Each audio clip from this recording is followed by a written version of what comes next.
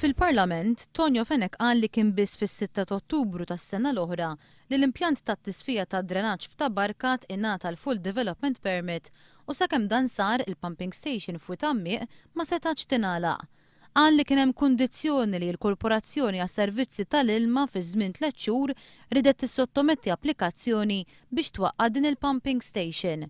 Dan sar min-naħa tal-Korporazzjoni iżda l-permess tal-MEPA għadu sal-lum ma natax għaliex m'hemmx ftehim dwar il-pipe li hemm fqih il-baħar. Tajjeb ngħid li jiena fl-opinjoni tiegħi l-ispiża biex naqalgħu dan l-outflow hija waħda mhux żgħira meta qed taħdem taħt il-baħar u jiena ma nistax nifhem x'se jirbaħ il-baħar billi tinqala'. Kien hawnhekk li Tonio Fenech tefa' dawl ġdid fuq dik li skontu hija l-kwistjoni ma' Smart City dwar din il-pumping station.